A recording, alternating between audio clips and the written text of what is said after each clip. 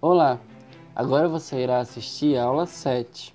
Nesta aula falaremos sobre funções polinomiais do primeiro grau e as inequações também do primeiro grau.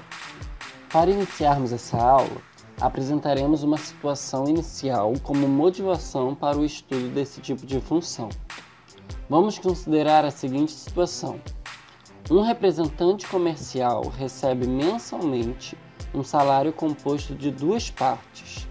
Uma parte fixa no valor de R$ 2.500 e uma parte variável, que corresponde a uma comissão de 6% sobre o total de vendas que ele faz durante o mês. Nessas condições, podemos dizer que o salário total, representado pela variável S, é igual a 2.500, que é o salário fixo, mais 0,06 multiplicado por V, que se refere à comissão pelas vendas. Note que o salário do representante depende do total de vendas feitas por ele. Então, podemos reescrever essa expressão como S de V é igual a 2.500 mais 0,06 vezes V. Este é um exemplo de função afim.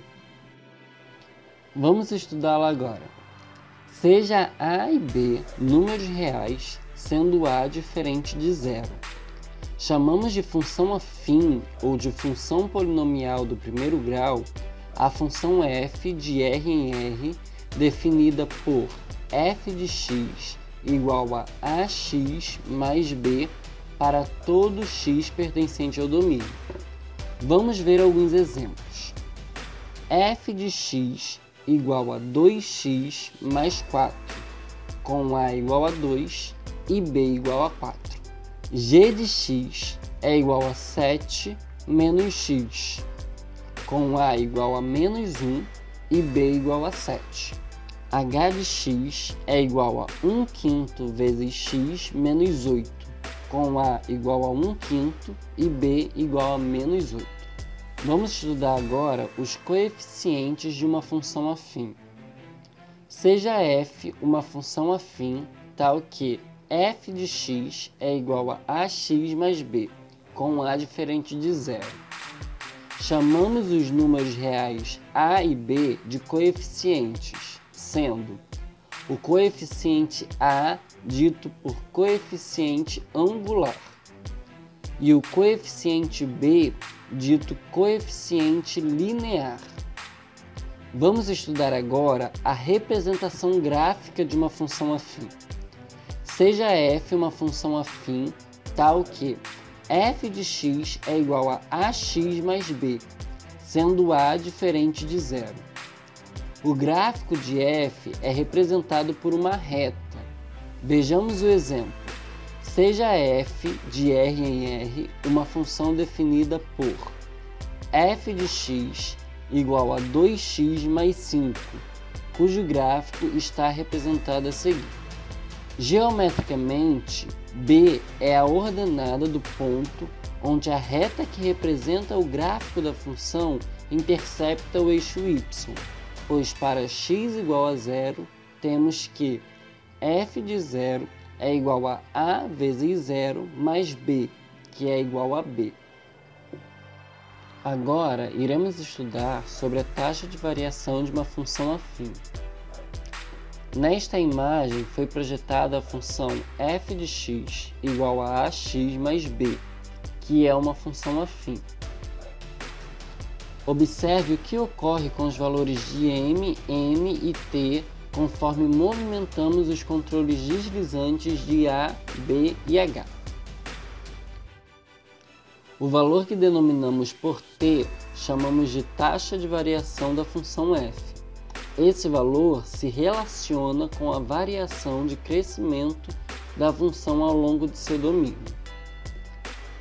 Conforme podemos observar manipulando a função, fixando os valores a e b, ou seja, para uma função afim específica qualquer, o valor de t não varia e, além disso, ele é numericamente igual ao valor do controle deslizante A. O objeto geométrico que tem crescimento constante é uma reta. E é por esta razão que o gráfico de uma função afim é sempre representado por uma reta. Mais formalmente, temos, dada uma função f de R em R qualquer, quando damos um acréscimo h à variável x, passando de x para x mais h em correspondência, há um acréscimo f de x mais h menos f de x no valor da função. Sendo assim, dados x e x mais h números reais com h diferente de zero, chama-se taxa de variação média da função f no intervalo fechado x a x mais h o número f de x mais h menos f de x, tudo sobre h. No caso da função afim, f de R em R definida por f de x igual a ax mais b, sua taxa de variação média em relação a x é dada pelo número f de x mais h menos f de x, tudo sobre h, é igual a que multiplica x mais h mais b menos ax mais b, tudo sobre h. Aplicando a propriedade distributiva e reduzindo os termos semelhantes, temos ax mais ah mais b menos ax menos b, tudo sobre h, que é igual a ah sobre h, que é igual a a. Sendo assim, f de x mais h menos f de x sobre h é igual a a. Logo, o coeficiente a ou coeficiente angular indica a taxa de variação da função f, ou ainda a inclinação da reta que representa a função f. Precisamos observar que, como a função afim é uma função com crescimento constante, podemos nos limitar a chamar a sua taxa de variação média simplesmente de taxa de variação. Geometricamente, temos que o coeficiente a é a tangente do ângulo formado entre o gráfico da função e o eixo x, sempre que os eixos estiverem graduados na mesma escala. Vejamos o exemplo a seguir. Seja f de x igual a x mais 2.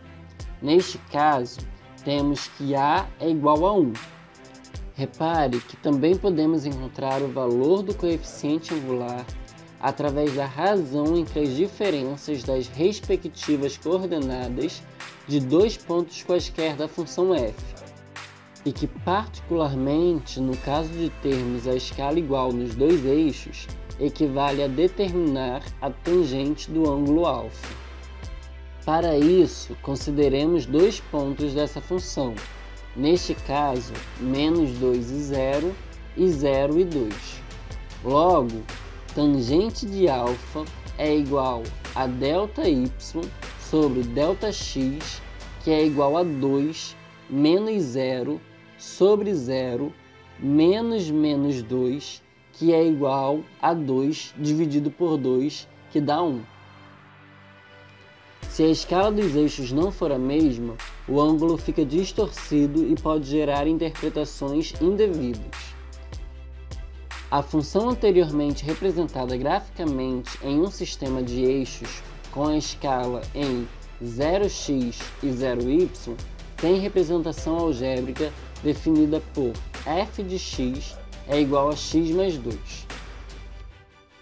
Veja essa mesma função representada em sistemas x, 0y em outras escalas. Generalizando, temos que, dada uma função afim f de x igual a ax mais b, sendo a o coeficiente de x e os pontos x1, y1 e x2, y2, respectivamente pontos da função f, então, tangente de α é igual a ΔY sobre ΔX, ou seja, y2 menos y1 sobre x2 menos x1, cujo resultado é a, ou seja, o coeficiente angular da função. Vamos estudar agora o crescimento e decrescimento de uma função afim. Podemos identificar se uma função afim é crescente ou decrescente de acordo com o valor da sua taxa de variação, isto é, de acordo com o valor de A. Se a taxa de variação de uma função afim f é positiva, isto é, se A for maior que zero, temos que f é crescente. Se a taxa de variação de uma função afim f é negativa, isto é, se A é menor que zero, temos que f é decrescente. Observe alguns exemplos. F de x é igual a 2/3 menos x. Note que o valor do coeficiente angular A é igual a menos 1, que é menor que zero, e, portanto, f é decrescente. G de x é igual a 3x mais 2. Note que o valor do coeficiente angular A é igual a 3, que é maior que zero, e, portanto, G é crescente. O crescimento ou decrescimento de uma função afim é sempre regular, isto é, se f é uma função afim crescente, sua taxa de variação A maior que zero mantém-se a mesma e, consequentemente, a reta cresce indefinidamente sobre a mesma taxa de variação. Se f é uma função afim decrescente, sua taxa de variação A menor que zero mantém-se a mesma e, consequentemente, a reta decresce indefinidamente sobre a mesma taxa de variação. Geometricamente, temos que os triângulos retângulos formados entre o gráfico da função, uma reta paralela ao eixo x e uma reta paralela ao eixo y, são semelhantes. Veja o exemplo a seguir. Esses dois triângulos são semelhantes, pois possuem dois ângulos em comuns. Note que ambos os triângulos possuem um ângulo reto. Além disso, temos que α é igual a α1, pois a linha tracejada é paralela ao eixo x e, portanto, o ângulo formado entre o gráfico da função e a reta horizontal é o mesmo. Com isso, ocorre para quaisquer pontos da representação gráfica de uma função afim. Então, essa representação é sempre uma reta. Agora, vamos estudar a raiz de uma função afim. A raiz de uma função é o valor de x para o qual a função se anula, isto é, f de x igual a zero. Para determinar a raiz de uma função afim, resolvemos a equação ax mais b é igual a zero. X é igual a menos b sobre a. Geometricamente, a raiz de uma função é a abscissa do ponto de interseção do gráfico da função com o eixo x. Como esse é um ponto que está ao mesmo tempo em f e no eixo x, suas coordenadas são menos ba e zero. Observe o exemplo a seguir. Vamos encontrar a raiz da função f de x igual a 2x mais 1. Resolvendo a equação 2x mais 1 igual a zero, temos que x é igual a menos 1 sobre 2. Logo, o gráfico de f intercepta o eixo x no ponto menos 1 sobre 2 e 0. Vamos ver agora a representação gráfica de uma função afim. Para determinar o gráfico, vamos nos lembrar que já sabemos que o seu gráfico é uma reta. Sabemos também que por dois pontos dados passa apenas uma reta. Logo, conhecidos dois pontos x1 e f de x1 e x2, f de x2, que pertencem à função, existe uma única reta que passa por esses dois pontos. Essa é a reta que representa graficamente esta função. Podemos escolher os pontos que forem convenientes. Uma boa sugestão costuma ser determinar os pontos de interseção com os eixos, ou seja, o ponto que tem como abscissa a raiz da função e o ponto que tem como ordenada o coeficiente linear da função. Algebricamente, esses pontos são menos b sobre a, 0, e 0b, para a função f de x igual a ax mais b. Observe o exemplo a seguir. Vamos representar graficamente a função f de x igual a menos 2x mais 5. A raiz dessa função é menos b sobre a. Logo, x é igual a 5 sobre 2. E então, o ponto em que a função intercepta o eixo x é dado por 5 sobre 2, 0. Além disso, o ponto em que f intercepta o eixo y é o ponto 0, 5, visto que o coeficiente linear dessa função é b igual a 5. Logo, tomando um plano cartesiano e marcando esses dois pontos, temos a reta que passa por esses pontos representa graficamente esta função.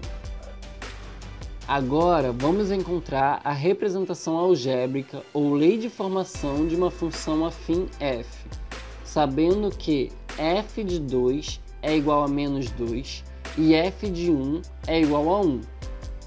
Para encontrarmos essa representação, existem duas maneiras. Primeira maneira.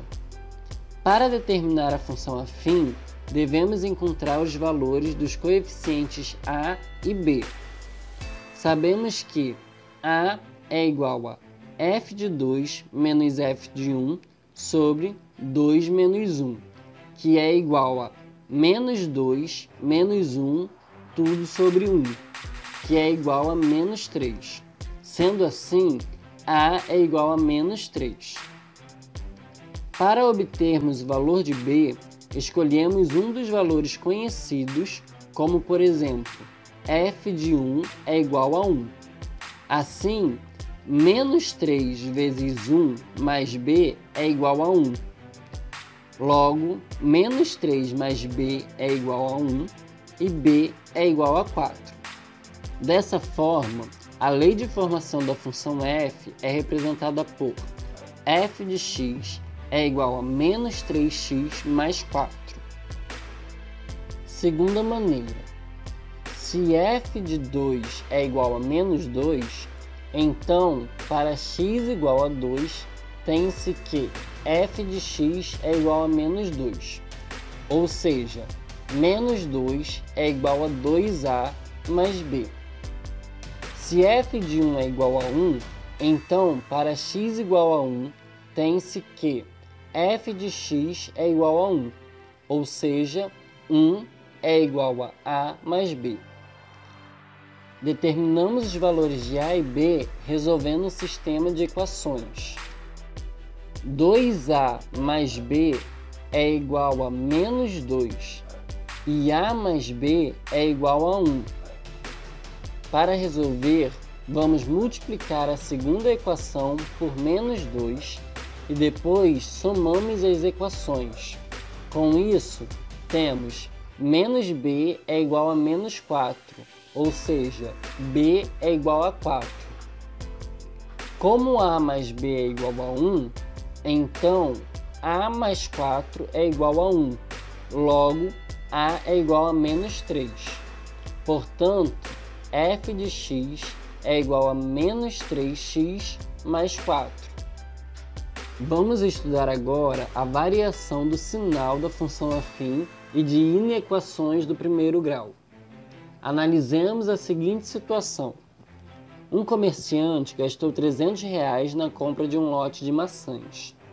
Como cada maçã será vendida R$2, ele deseja saber quantas maçãs devem ser vendidas para que haja lucro no fim da venda. Observe que o resultado final é dado em função do número x de maçãs vendidas, e a lei de formação da função é f de x igual a 2x menos 300. Para resolver a questão do comerciante, devemos determinar os valores reais de x, tais que f de x seja maior que zero, ou ainda 2x menos 300 ser maior que zero. Neste caso, o gráfico de f é dado por. Desejamos determinar para quais valores de x temos 2x menos 300 maior que zero. Sabemos que a é igual a 2, que é maior que zero. Então, f é crescente. Determinando a raiz dessa função, obtemos 2x menos 300 igual a zero. 2x é igual a 300. X é igual a 150. Isso significa que quando x vale 150, a função se anula, ou seja, vale zero. Para valores de x menor que 150, ou seja, à esquerda de 150, podemos observar que o gráfico da função se encontra abaixo do eixo x. E para valores maiores que 150, ou seja, à direita do 150, o gráfico da função está acima do eixo x. Logo, para valores de x menor que 150, a função é negativa, isto é, f de x é menor que zero. Para valores de x maiores que 150, a função é positiva, ou seja, f de x é maior que zero. Sendo assim, o número de maçãs vendidas para que o comerciante tenha lucro deve ser maior que 150. Algebricamente falando, S é igual a x pertencente aos reais, tal que x seja maior que 150. Vamos ver agora os sistemas de inequações do primeiro grau. Utilizamos o estudo do sinal para resolver os sistemas de inequações do primeiro grau em R. Vamos ver um exemplo. 3x menos 4 maior que zero e menos x mais 5 maior ou igual a zero para x pertencente a R. Resolvendo as inequações, temos: se 3x menos 4 é maior que zero, então S1 é igual a x pertencente a R, tal que x seja maior que 4/3. Se menos x mais 5 é maior ou igual a zero, então S2 é igual a x pertencente a R, tal que x seja menor ou igual a 5. Logo, S é igual à interseção de S1 e S2, que é igual a x pertencente a R, tal que x é maior que 4/3 e menor ou igual que 5. É isso, pessoal. Espero que tenham gostado dessa aula e até o próximo vídeo. Não se esqueçam de se inscrever no canal, curtir esse vídeo e ativar o sininho. Ah, já ia me esquecer. Não se esqueça de compartilhar esta aula com seus amigos.